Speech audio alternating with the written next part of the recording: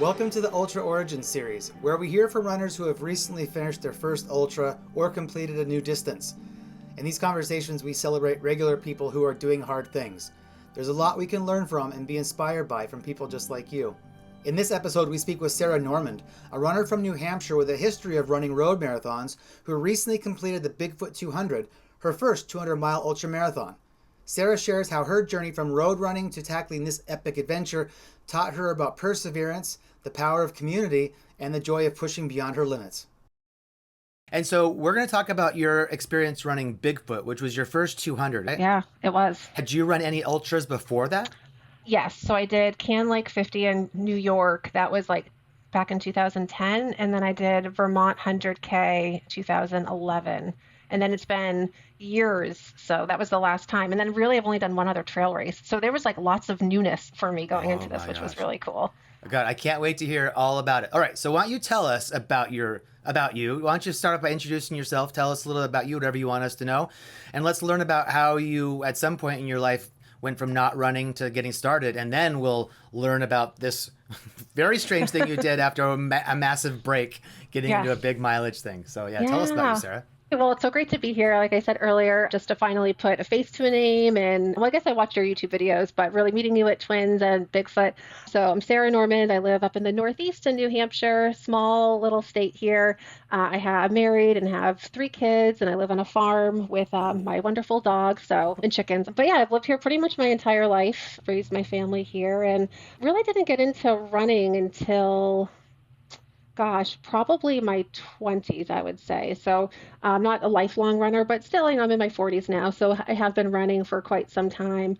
When I was younger, physical activity was important to me, but we grew up on a budget. And so when I was able to work, I worked and contributed in that way. But I do remember even as a little kid, I would get up really early and ride my bike or go for runs in the neighborhood. So it's always been some part of me. And it wasn't really until later on in life when I was a young adult, trying to kind of sort things out and using that as my place for my own, recovery, if you will, and just trying to think through problems that needed to be solved. I always said, you can always figure something out on a run. Just keep running. If you haven't figured it out, just keep going. And so that is what I did, and spent a lot of years actually being more of a road runner. So that's really more of my background. So I have a very underwhelming ultra sign up. If you ever look me up there, it's very underwhelming because road runners don't really post their runs on that. So what kinds of road, half marathons, that sort of thing? Yeah, half marathons, a number of those. Marathons, I've done maybe 15 marathons or so. And so I've done with Boston a bunch of times. Being in New England, it's kind of like your staple. You have to get into Boston.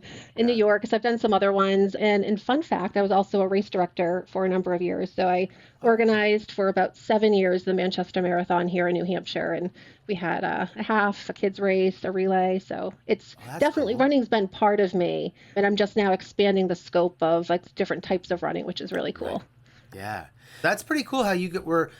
I feel like a lot of runners talk about the sort of figuring out problems, or almost like some sort of therapy session that they can get from just putting their shoes on and going for a run. Did you discover that yourself, or did somebody teach you, or did somebody tell you, hey, if you go for a run, you could sort of clear your mind?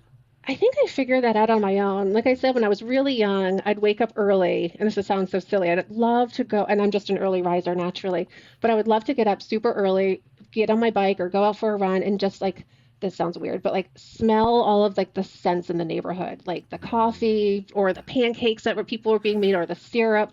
And that to me was just such a safe place. And so I would just go out and explore and do those types of things. And I think I've just taken that into my adulthood too, which again, I know it's weird to smell the scents of your neighborhood, but that to me is just such a core memory, and bringing that to other areas of my life. Okay, I'm stressed. I need to go out and clear my head. It's just a place that I've kind of gravitated towards. Oh yeah, that's so great. And so then after having done so much road running, at some point you said you did a 50 miler and then 100K, but that was still quite some time ago. So how did you make the transition from road running to ultra? I think I just wanted something more. I had read the Born to Run books, which I know was very popular, especially it still is, but even back in 2010, 2011, I was hearing more about this ultra running. And I didn't even realize that there was anything past a marathon until I read that book. And I'm like, wow, people run 50 milers or 100 milers. And then I was really blown away more like a year ago when I heard that people run beyond that. But so that got me interested in kind of pushing that distance and exploring what that looked like. And it was great. And I loved it. I did a couple of those. And I'm not really sure why I didn't continue to pursue that. I think life got busy. My kids got older. Their priorities became my priorities. And so that kind of put me back to more, you know, they're still not small distances, but half marathons and something that I could do in a couple hours and then go home with a little less training or less rigor of training that might be entailed for a longer distance. Well, and of course you had that base from a long time ago, and so your body probably had a little bit of muscle memory, and of course you had the mental memory of what it took to do those sorts of runs, so it'd probably be feasible for you to go out there and run for a couple hours. So even in recent years, you've still been doing some road running, half marathon. So my last marathon was last fall. My daughter, who's now 23, wanted to run a marathon with me. She pulled me out of retirement because it had been still, even from full marathon, a number of years. So we went out and we did the Manchester Marathon, actually, which was interesting because I had started that and I had never run it. So it was kind of fun to be on the other side. Was that special to do it with your daughter? It was, yeah. And my son was at the finish line for me, so it was really special to be there. And in fact, I was actually pregnant with my son the first year I planned that race. So just have him at the finish line, to be there with my daughter, it was really cool. My daughter's 21, and I'll tell you, if she ever said, let's run a marathon together, you better believe I would drop everything to make that happen. You bet. It's special. Oh, that's so cool. So then, at some point you said, well, I'm going to go on to Ultra Sign Up and try to get into Bigfoot 200. Yeah, pretty much. So a couple years ago, my friend and I, we went to Africa and we hiked Mount Kilimanjaro. So it was a really cool experience. And so I'd say for like the past 3-4 years, that trip was amazing in its own, and got into more hiking in preparation for that. Here in New Hampshire, we have the White Mountains, which I know is nothing compared to the West Coast, but they're still pretty technical and they're amazing. And I think it was wonderful training for Bigfoot. So doing more of trail running and hiking and just listening to different podcasts, I heard as last summer, like this, I was explored to this idea of, wow, there's these 200-mile races. So I went down the rabbit hole of researching these different ones and found Bigfoot. And there's so many really amazing ones. Of course, that Destinations Trails does and Cocodona. But I was really enamored by the idea of Bigfoot. And I think anyone who's done it probably, and you, I'm sure, can speak to it as well, just how amazing it is. It's this really incredible journey, this point-to-point race. And I saw that and just how remote it was, and just love this idea of this true adventure of going out there and exploring like what it is to be you and problem solve, and to go on this journey of, yes, it's a point-to-point and it's this endurance run, but I feel like there's just so much more to that. And that's what I was really interested in, what I gravitated towards. And so I said, yep, sign me up. A lot of times when people hear about 200-mile distances, regular people are kind of shocked by it. So obviously you learned about it, you did some research, and this one you gravitated towards it. How did it feel possible to you? What was it that gave you the confidence to know that this is something that you could do? Yeah, I guess I went into it really to be a student of it, if that makes sense. Like, I didn't go in with the expectations that I'm going to win, or I'm going to place well, or I've always believed, like, if you do the work and you're honest with yourself, like, it's achievable. You can do it. And so I kind of took that principle and I was like, yeah, it really wasn't like, I think I can do it. And I don't mean to, I truly believe that, like, I will do this. Like, I will finish it. I will get there. And like, my goal was to finish with a smile. That's what I said to my friends and my family. My goal was just to finish with a smile and have fun. And that's what I did. It was a blast the entire time, painful at times, of course, or challenging at times, but really that just knowing that that's okay. And I think that's also like a kind of for me, it was a departure from road running, where I tended to focus a lot more on pace. And it's like, I have to qualify for Boston, or I have to be under an 8-minute mile or under a 10-minute mile.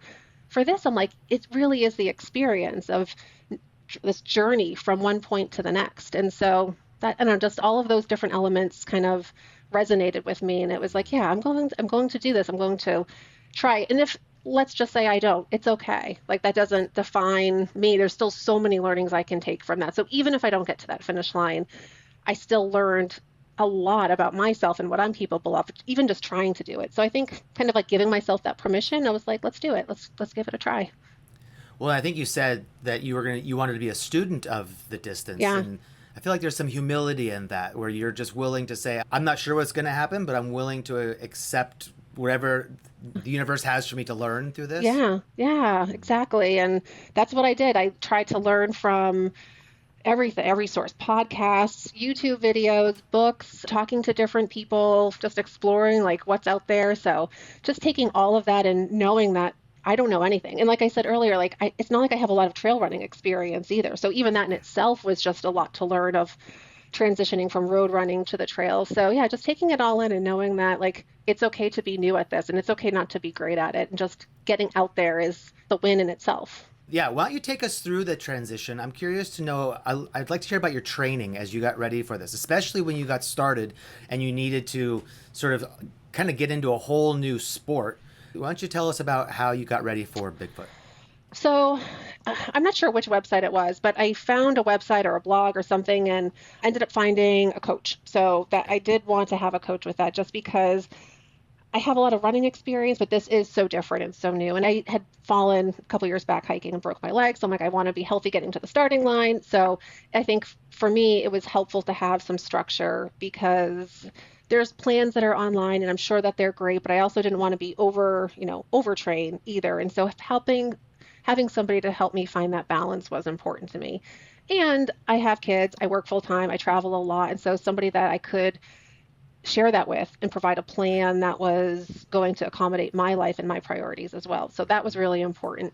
But so my training, I think overall went well. I balanced a lot of road running, to be honest, because that's what's close to me. It's easy for me to get out the door and just do some very groomed trails or dirt roads and regular roads. But then on the weekends, I would do a lot of hiking. I'm about like an hour and a half or so to some really great 4,000 footers, which again, I know it's kind of small depending on where you are in the US, but would use that as great training runs and going up there and doing anything from a 10-mile fast packing to sometimes like even 30 miles. So really just getting time on feet was really important. And then would try to incorporate other pieces like strength training and mobility into my training as well.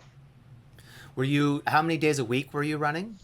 Usually about 5 days a week. And some of the days were more of those recovery runs. So very easy, like 40 to 45 minutes, very slow, just kind of like to shake out the legs. And then there were more of the specific runs where it'd be hills or not so much speed, but just more specific training to prepare me for, what I'm, going to accomplish. So there is a variety of the different types of runs itself. There's quite a lot of difference between road running and trail running when we think about equipment. And so I'm curious to know how you sort of started to practice new gear, or when did you start to introduce new gear into your training schedule? Yeah, it's a great question. So especially with Bigfoot, everyone said you need poles. And there's this joke that I have with my friends because I never hike with poles, and I would always bring them on a little field trip because I'd pack them, I'd bring them in my pack. They would never get taken out, and I would be like, oh, they're on their field trip again. Here we go. But this time I was like, okay, I know I need to use my poles in this race, and so got my poles, and I actually really enjoy them now. And it was great because historically when I was hiking, it would be more of a hiking type of pace. And so I'd say probably early summer is when I'm like, okay, I have to train with these poles. So there's nothing new on race day and I'm comfortable with them. And now I love them. They're great. So started to use those, started to explore with different types of packs as well, because obviously a hiking pack is much different than your running vests that I gravitated towards. At least it was very helpful for me just to have a lighter weight pack. So bought a couple of different packs there just to test to see what I liked and what worked. And so ran a lot of my long runs or my fast packing with those two pieces of equipment. And that was really helpful just to know that like come race day, I'm very comfortable with them. They were very much like part of my training. I would try to pack a lot of the elements that I would be using on the course. So it's some of my runs, no, I don't need to have all of this food or water, but it was nice because it was familiar with on race day. The weight of the pack wasn't surprising to me. So I thought that was really helpful to have that as a background. Were you sort of trying to make sure you were carrying the required gear so that the stuff that you would have to have with you at Bigfoot was the stuff that you were carrying during those training runs? Yeah, it was that and just testing out the equipment as well. So like I had one headlamp that I ended up hating. So that was really good to know. Like I'd hate to have had brought that out and been stuck with this clunky headlamp. So I got a different one, then a waist lamp, which was really helpful.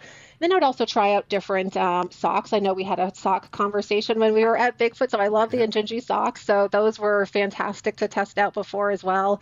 So I used a lot of those different runs in preparation to really understand like what did I like? What can I learn from all of these shorter runs to make me feel more comfortable and confident once I'm out there. And so it tested everything from clothes to the socks that we talked about to the packs to hats and the weight too, and just packing all of that and then familiarizing myself with how I want to even position that so I'm not Hmm. searching my pack when it's dark out or when I'm tired. So I just became more familiar with all of the different tools that I had.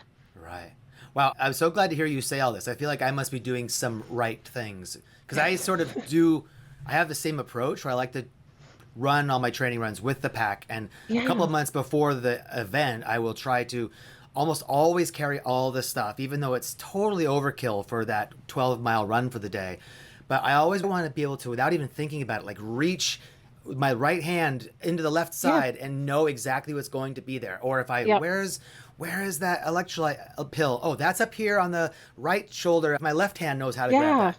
So it's so ingrained and natural as a part. It's just as natural as running is using your equipment. And just because it's such a big event too, and that's what I really wanted to prepare myself with, like it was so new. There was all of these new things that I had to kind of prepare with. It's new terrain. You know, I'm in the New Hampshire area going to the Northwest. Like, is that the same? And is that the distance is different? The elements are different. So there was just so many new things that were out there for me. I wanted to try to reduce as much of that as possible that I could Yeah. control. Oh, that's wonderful. Well, I am curious. I know that when I was starting out, I was so geeked out on gear, and I know that it's so personal, but it is helpful to know what people choose. So, can you tell us the pack that you ended up with and the headlamp that you ended up with? And Yeah. obviously, the socks you're in Gingy. Why don't you tell us about Uh, your shoes too? I used the Ultra Spire big Bronco vest, which I really did like. I will say I trained a lot with my Solomon, so I was kind of torn between the two. I ended up going with Okay. the Ultra Spire, which worked out fine. It was great. It kind of just personal preference. I also used their waist lamp as well, their waist light. And so I had a headlamp, just a regular one, and that waist lamp was fantastic. It was great on the course, and it even had another little pouch so you could store your spare batteries and other things that you might need. So that was great. I had four different pairs of shoes. I only used Okay. two, Topos and Ultras. The reason why I didn't end up changing all of them is because I got stung by four different ground wasps in my ankles. And so my feet were they were swollen from the race, but then they were also swollen from just getting stung so many times that I'm like, I don't even want to take them off right now. So that to me was in, I just didn't want to have to stretch out other shoes. So, you know, that's part of the challenge as well.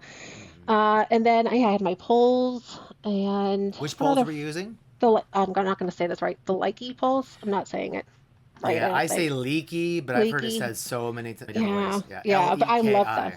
Yes, Yeah. exactly. They were great. I loved them. They're lightweight. Yeah, I used them pretty much the entire race. They were, Oh, okay. which was great. They worked out perfectly, but they're also easy to fold up and they're compact. So those are my main, I'd say my main tools that I had. My Garmin watch, which was great.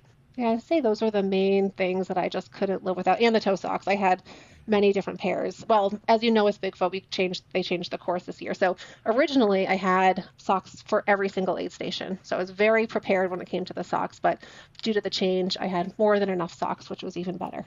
Well, yeah, we'll talk about the course change in a little bit. I'm curious to know what your hydration plan was going to be and how you trained and how you practiced with your nutrition. And you, Yeah, I feel like I was really proud of my nutrition and hydration because normally I'm not good in that area. I underfuel. I drink water, maybe like two sips on a run. I'm really underhydrated. But knowing how important it was, especially in this distance, I really focused on that as being a huge component of the strategy that I needed to implement. So I tried to eat real food as much as possible. Couple hundred calories per hour is what I aimed towards. And it was a mix between some gels. I love the UCAN gels is what I like. That's just easy to digest. I okay. know that's probably more in like the road running, which is why I used it here, but it's easy. So I brought quite a few of those.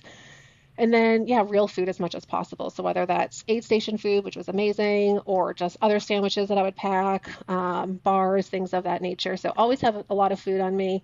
And then I used a combination of scratch hydration, and Tailwind for the electrolytes. And I had my bladder and then the two soft flasks, and really just tried to stay on top of that, even when I didn't want to. Like there were plenty of times when I'm like, oh, I don't want to eat again, or I'm really not thirsty.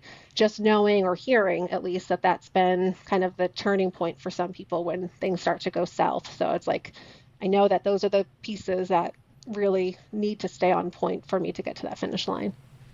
Did you practice that nutrition during your training? Maintain what you Yeah. planned to do at Bigfoot? I did. I tried to. But it was funny. So I was running one day and I had my vest on, and somebody that I used to work with ran by. He's like, oh, are you, and he texted while I was running and it came up on my earphones. He's like, oh, are you walking with a weighted vest? I'm like, no, it's my vest. He's like, oh, and like, if you saw me 2 minutes ago, you just would have saw me like eating a sandwich while I'm walking right here. So I would try to use it on my training. I would like whip out like a wrap or a sandwich or other things, and then try to, as best as I could, hydrate and use those electrolytes. So I definitely incorporated that. Oh, wow. Did your coach help you with all of this stuff, or was how did you know to do so many right things? He did help me with that. Read all of the things where people like where they learned and what was important to them, or learned like what they would have done differently. And I'm like, Right. if I could like wrap into my training all of the things that they would have done differently and make sure that was core to my training, I feel like that would give me success. And that ultimately I got to the finish line. So Yeah. I'm pretty happy with that. Yeah. Oh, that's great. I like to do a lot of planning and think about things and do what you do, read people's stories so that I Yeah. can learn from their experience. Sometimes I meet runners who are a bit more cavalier and a bit more just winging it, and I don't know how they get through their day or how Yeah. they get through their lives. I think you and I are probably similar in our approach to being prepared and having all that Yeah. preparation. I just like having that confidence, but I do try to like leave room for that flexibility.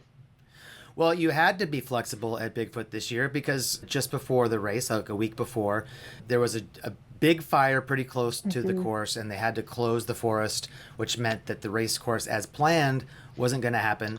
And so, for the listeners who don't know, then Destination Trail came up with a last minute out and back from the finish. Instead of it being point to point, it was now going to be an out and back from the finish, but you had to do that out and back two different times. And I think when Yes. they first announced it, they called it a four-time out and back, which Yes. I think was probably the wrong way to put it because that made it, it was actually a two-time out and back. Yes.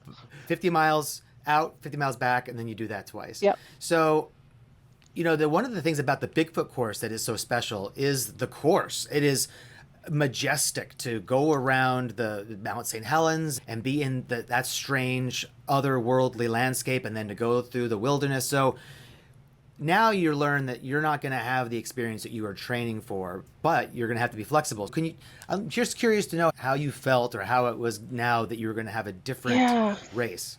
Yeah. I mean, when we got the news, I think Wednesday night. So the race started Friday. I think it was Wednesday when we started to hear like, oh, okay, like there's these course issues. And then Thursday when I woke up is when we were like, okay, this is the course.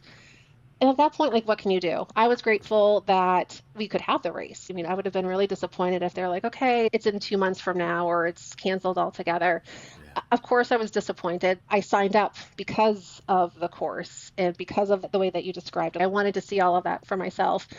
But, that's okay. I'll have to just go back and do it again and experience it another time. So as disappointing as it was out of my control. I could either decide not to do it altogether or I'm here, I'm going to make the best of it. And I will say I mean, I can't speak to prior years because I haven't done it, but it was a really cool experience because it was a community on the course, if that makes sense, because you're passing all of these runners. Like if it's point to point, you're only seeing either people that you pass or people that you're immediately with.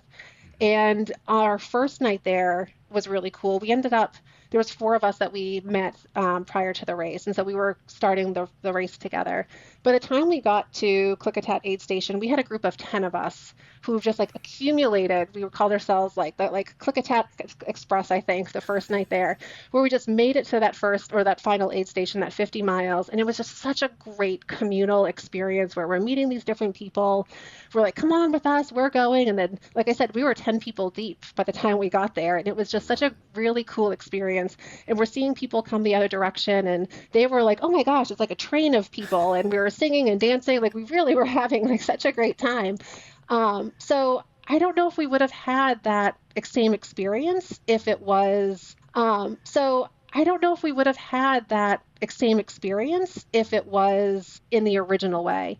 And then we got to see all of the people. So like there was this woman, Lynette, who was awesome, and she finished, and we saw her so many different times on the course. And every time we saw her, we were cheering her on. She was cheering us on. So again, like I think as special as the original course is, it was really special this year because you got to celebrate and see people at different milestones throughout the course, which I don't know, I think you have to take those silver linings when you can. So that was really, and it's what I experienced, and it was really special. Yeah, that's one of the things that happened during the second year of Cocodona. We had a course change because of a fire, and it incorporated 2 out and backs. I think everyone was disappointed about the course change or whatever, but I loved those out and backs so much because of what you're describing. I got to see runners who I never would have otherwise seen. And I remember at one point the winner was going back the other direction. So in a normal point-to-point race, somebody in the middle of the pack, I would never see the winner. Yeah. So that was pretty cool. That you probably got to see the leaders quite a few times as you guys were doing your thing. Yep, exactly. We saw both male and female winners. So that was really cool. Just like, of course, they're like in day 2, and we're 2 days later finishing. But it was still so cool to see them. We're like, wow, it's just you don't get to see that in normal situations. Yeah. All right, so you've made peace with the course change, and so now instead of starting from the original starting point, now you're going to be starting from the finish line at the White Pass High School in Randall. So why don't you just sort of take us through a little bit of your experience, some of the highs and lows, and I'm curious to know how, because I got to see you twice at the Twin Sisters aid station, but I'm curious to hear your tale of going back and forth along the course. I mean, the first time through, everything was new, of course. And, well, I guess I'll back up even just starting the race. So we had met a couple of people prior to the race, just like online. We connected. We started together, Angela and Cassidy. We all started to take off. We eventually picked up Kelsey. So it was the 4 of us. And we kind of made that pact. We're like, let's get to at least the last aid station of the first night is what we were working towards. And we really just tried to make this like consistent pace. We were working our way there, just enjoying each aid station. Really, consistency was like the name to the game, is what we were trying to do. Being focused on our food and drinking, like we were joking. I'm just saying, like, you eating, you drinking, and like that was really just helping one another and get to those the aid stations.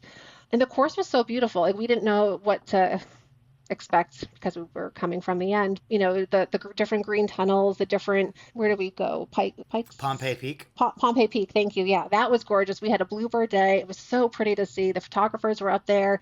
We could see Mount Rainier. It was just amazing. So the course was beyond imaginable. One day I'll experience it the other direction, but that was great. And the forests were, I mean, they say it's like these green tunnels. I thought they were just beautiful. In my head, what I envisioned was going to be much more secluded or much more sunken into the forest itself, but there in itself is very majestic, and just got to experience all of that, which was, no real lows. I'd say no lows the first day. And I know this sounds kind of strange because even throughout the entire race, I never had a real low experience. Like there wasn't a time where I was like, why am I doing this? Or I'm never doing this again. Like I think because for me, my philosophy going into it was just have fun and kind of anticipate, like there are going to be moments when my feet are throbbing or I'm tired or, I'm not feeling 100%, but I never really had that terrible low pain cave that I know is very common in these instances. And I think for me, I just tried to acknowledge that this is exactly how I'm supposed to be feeling. You've just been on your feet for, 50 miles or 100 miles or whatever that might be. So that's kind of how the most of the lower points of my race were. I would say the challenging part was when you get back to the finish line at mile 100 and you're like, okay, now I've got to do it all over again. But that Yeah. way, like mentally was a little tough. I slept there for a couple hours and tried not to look too close at that finish line and just finish what I was set out to do. So that was probably the hardest part mentally, but it wasn't a real low per se. Yeah. Did you sleep at any of the other aid stations? We slept, let's see, I slept at, yeah, so Klickitat was really the only other one I slept at. So the first night, slept there for about an hour, Okay. and then slept at Randall for about maybe 2 hours, and then worked my way back to Klickitat and slept there for about an hour and a half. I did end up taking a couple like 15-minute dirt naps or so. I'm on my way back. I'm at like 180 mile, 187 or so, and kind of slept there for like an hour, and then we finished. So roughly 6 hours, I think, was what I slept. I think I might sleep more the next time. It still worked out pretty well. Did you have a plan going into the race how you were going to sleep? Well, I had to reevaluate the plan because my plan had changed. But yes, I did want to try to sleep roughly every 50 to 60 miles was kind of what I was going for going into the race. So it ended up working out about that because from Randall to Klickitat was just about 50 miles. So just kind of using those as my kind of pillars that I was working towards helped set those expectations. Yeah, that sounds like it worked out as a pretty good strategy. You mentioned that the aid stations had good food, so were you able to refuel and spend some Yes. time at the aid stations? What kinds of things were you eating to get ready for the next segment? Yeah. Soup was my favorite. Oh, Oh, yeah. it was so good. The soup was delicious. Burgers, pizza. I mean, there was all the food was so good. I mean, the volunteers are amazing.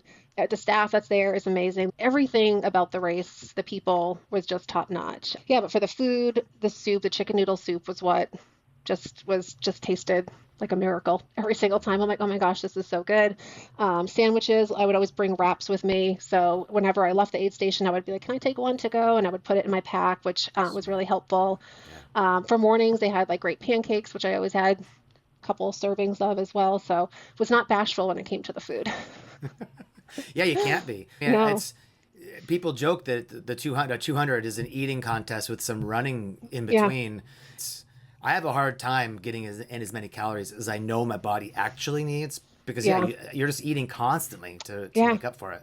Exactly. It's hard to eat that much, but I knew I had to. So yeah, I'd always like pick it and take some with me. And yeah, I just knew that was so important that was like the plan. I'm like, okay, I know I have to eat this if I'm going to get to that finish line. So yeah, Yeah. and there was good food, so it helped.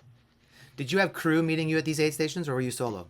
I did. So we had some crew that was there. So my friend had run the 40. She was there, and we had a couple other people who were there to help crew, which were awesome. Yeah, and they were just able to keep us steady and consistent going all the way through, and that was awesome. If I think it was for me, it would have been really hard not to have had the crew and or the group that I had met with, like to be completely independent for a first time.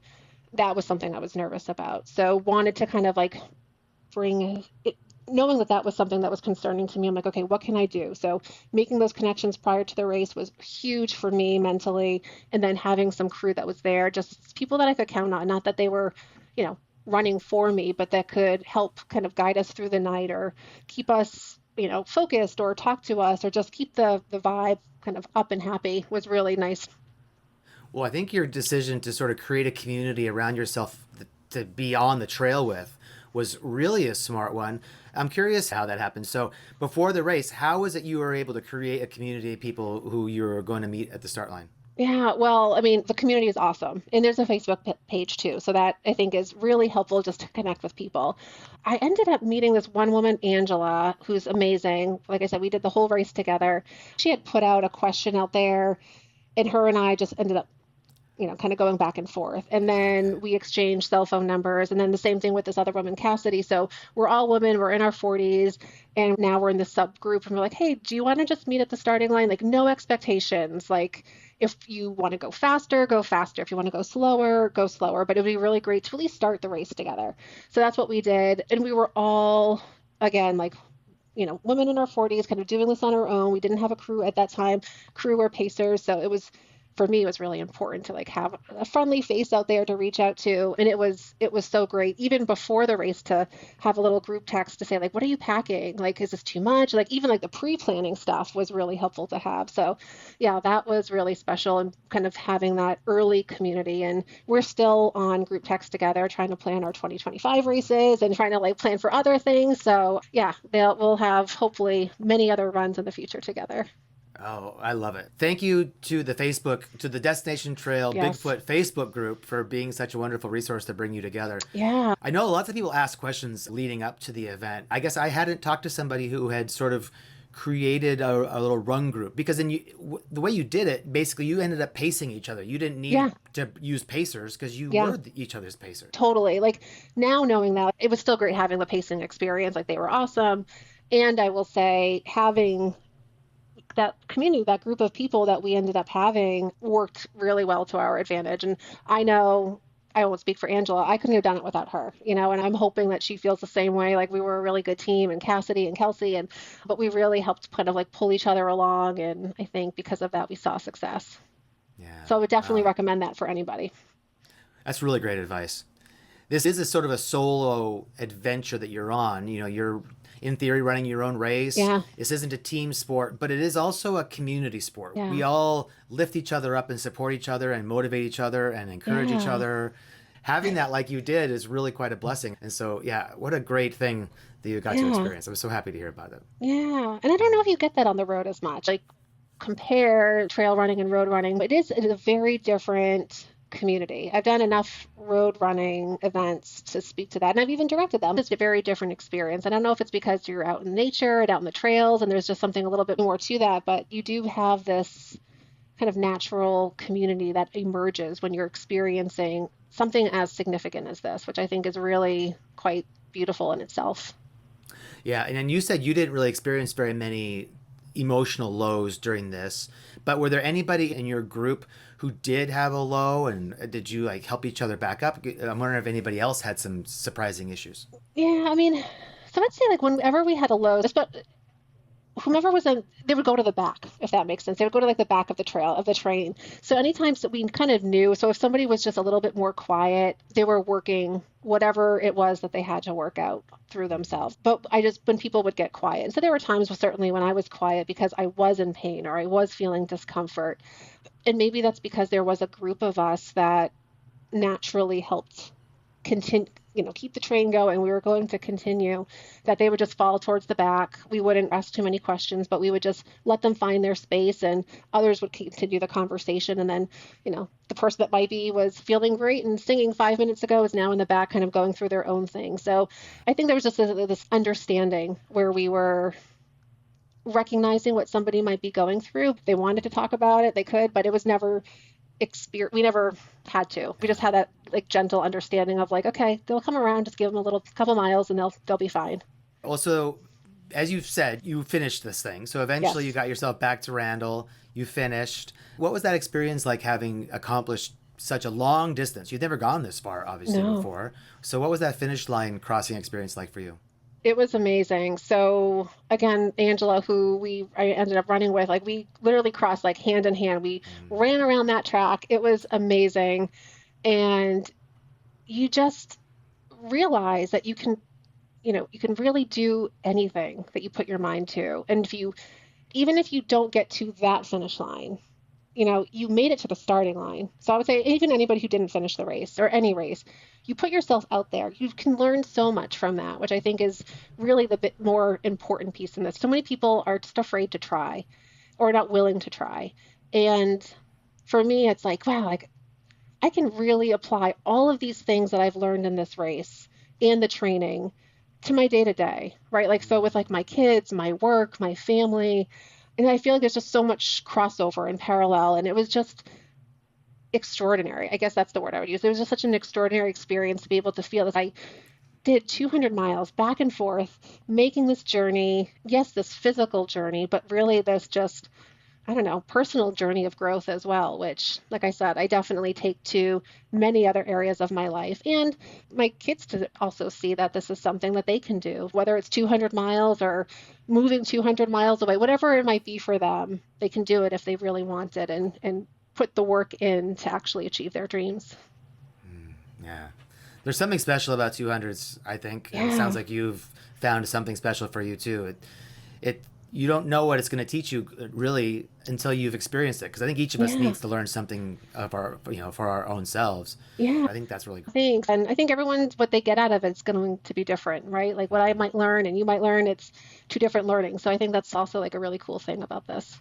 Yeah. What about your recovery? Did you have, obviously you had swollen feet partly because of getting stung, but what Yep. was recovery like and how has it been going since after? Yeah, so it's been not quite a month, but pretty close to it. It hasn't been too bad. So I took a few day I got, let's see, the race ended early August on a Tuesday. I did a light wobble, you can call it a run, on Saturday. It was like a run walk, kind of shuffle, maybe, just because I didn't want to get too stiff or whatever. But I'm back to running. I have a race in a couple of weeks. That's a 25-mile race up here in New Hampshire. So a few smaller distances to kind of round out the year. But I feel like the recovery hasn't been too bad. I slept a lot. I was joking with friends, like I felt like my dog because I'd wake up, go eat, and then take a nap for 3 hours. Then I'd wake up and then just sleep again. Like I was so tired for days, and it took me, I don't know, almost a week, I would say, to feel like I was recovered from being so sleep deprived. I'm also a really good sleeper. I sleep a lot at night. So this, just sleeping only 6 hours in a couple of days, that's not my normal routine. So it took me a little bit of adjusting there. But yeah, that was the biggest thing to recover from was the sleeping and the swollen feet. But yeah, I'm back at running now. I'm not fast, but I wasn't fast to begin with. So that's okay. Do you think that you'll do another 200 miler again? Doubt, yeah, without a doubt. So there's a couple that I'm looking at for next year. I qualified for Western States, so I'm going to put my name in for Western States. There's the Southern States, 200 miles. I think it's in March or April. And then I'm going to put my name in for Moab for next year. And then I plan to go back to Bigfoot in 26. That's kind of like my Okay. long term. There might be other smaller distances in between there, but those are kind of like the bigger ones that I'm looking at. And if I don't get into Western states, I'll probably do more local race here. Yeah, well, those sounds like some pretty good goals. And I like hearing that you are interested in Moab. That was my first 200, and it's really Oh, it special was, to me. yeah. I'll actually be going to Moab in October this year when Moab happens. I'll be there volunteering. I had Oh, such a great nice. time volunteering at Bigfoot. I'm like, I got to get some more of this. So Yeah. I'll be at Moab this year too. I wish I had Um, closer access to these races because I would love to go. Like they're all on the west side, the west coast. It's hard for me to get there, but I would love to. I would love to volunteer too for any of these races. They're so fun. yeah, well, you can be one of those volunteers, Yes. taping up a foot like I was doing for you, helping out. Exactly. Thank you for that. I really appreciate it. Oh, wow. Well, this has been a real joy to hear your journey into doing a 200 after, so much road running and Oh, to hear how special it was for you. You've had some great little learnings along the way here, but I'm curious, do you have advice for someone who's getting into ultra running? I would say just don't hold back and like just do it. Like, what do you have to lose, and just put yourself out there. Like I said, be a student of it, like absorb it, take it. Don't compare yourself and just go out and have fun. I think that's the biggest thing because there's a lot of great trail runners out there who are so fast, and you don't need to be just be yourself. Go out there and be yourself and enjoy the journey. Yeah, this is something that you can enjoy even if at the back of the pack. Yeah, so that would be my suggestion. Yeah, well, I look forward to seeing you at future ultras down the road and seeing you at future 200s. And I'm really glad I got to meet you at this year's Yes. Bigfoot. Congratulations on Yes. your finish. It's quite an Thank you accomplishment. so much. Thank you so much. It's great to be here. Thank you for sharing your story, Sarah. If you have recently finished your first ultra or recently completed a major new distance and would like to share your story here on Ultra Origins, go to onwardendurance.com and click on Ultra Origins at the top of the page. Thank you for watching. I look forward to sharing more Ultra Origin stories with you.